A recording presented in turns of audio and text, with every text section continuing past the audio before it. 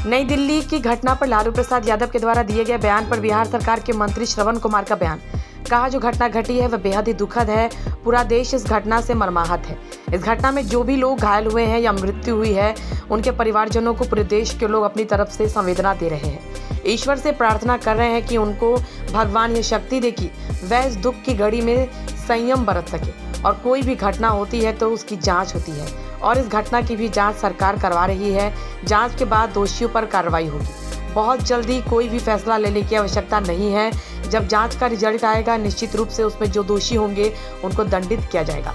कुंभ पर राजद के राष्ट्रीय अध्यक्ष लालू प्रसाद यादव के द्वारा दिए गए बयान की कोई मतलब नहीं है, पर कहाँ सब लोगों को अब अपने अपने धर्म के प्रति, अपने काम के प्रति, अपने देवी देवताओं के प्रति आराधना करने का, पूजा करने का अधिकार है।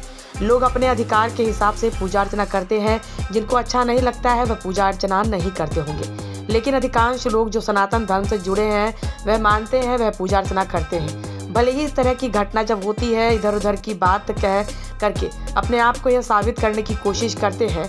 इस तरह का काम नहीं होना चाहिए। बीपीएससी के मुद्दे पर लोकप्रिय शिक्षक खान सर ने आज एक बार फिर से पटना की सड़कों पर हजारों की संख्या में छात्रों के साथ उतरने और सरकार को चेताने पर कहा कि हम उनके किसी भी बयान को नहीं सुने हैं। इस पर मंत्री श्रवण कुमार ने कहा कि वह तो चलता रहता है, सरकार के संज्ञान में सारी बातें आती रहती है।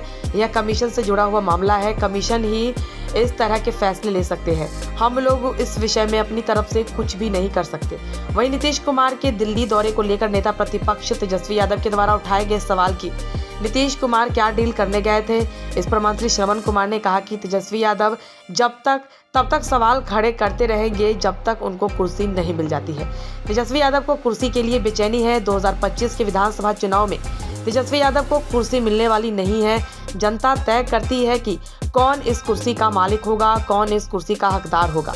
मुख्यमंत्री ने जो इस बिहार के लिए काम किया है, उसका जोड़ा देश का कोई राज्य नहीं लग सकता है। तेजस्वी यादव के माता पिता के 15 सालों के शासनकाल में यह राज्य घोटाले का प्रदेश बन गया था, जंगल राज का पर्यायवाची बन गया था। बिहार के लोग एक बार फिर से बिहार को उस हालत में लाना नहीं चाहते हैं। इस्तीफा दे दी चाहिए जिस तरह की घटना हुई है। देखिए, घटना बड़ा दुखद है। पूरा देश आज मर्माहत है इस तरह की घटना से।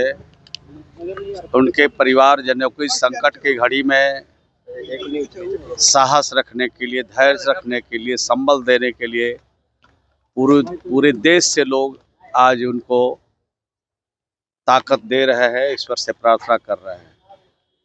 घटना भी कोई होती है तो उसकी जांच होती है और उसकी जांच सरकार कर रही है और जांच के उपरांत कार्रवाई होगी। बहुत जल्दी कुछ फैसला लेने की आवश्यकता नहीं है। जब जांच का फलाफल आएगा तो निश्चित रूप से उसमें जो दोषी होंगे उनको दंडित किया जाएगा। सर, कुंभ को लेकर उन्होंने कहा है कि ये सब फालतू चीज है। कुंभ को लेकर भी सवाल उठाया है लालू यादव ने। देखिए, सब लोगों को अपने अपने धर्म के प्रति, अपना काम के प्रति, अपने देवी देवताओं के प्रति आराधना करने का, पूजा करने का अपना अधिकार है।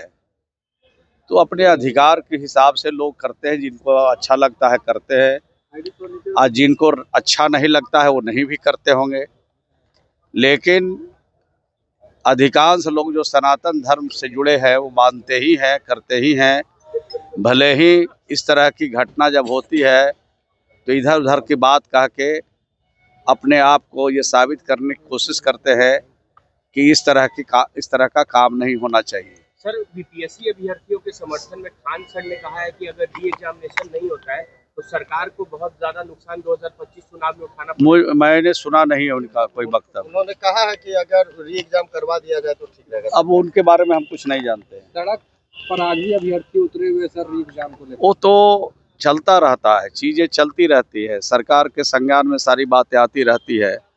ये कमीशन से जुड़ा हुआ मामला, कमीशन ही इस तरह के फैसले ले सकते हैं।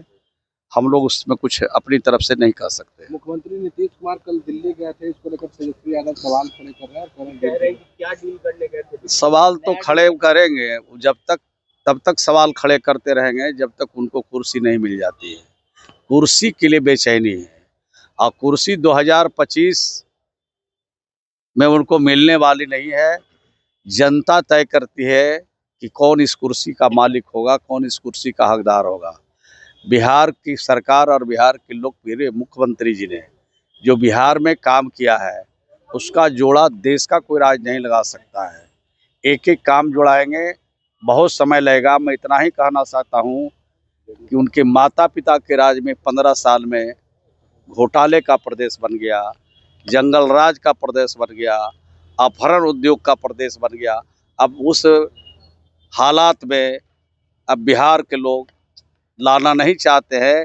2005 से पहले का बिहार नहीं देखना चाहते हैं, 2005 के बाद का बिहार देखना चाहते हैं।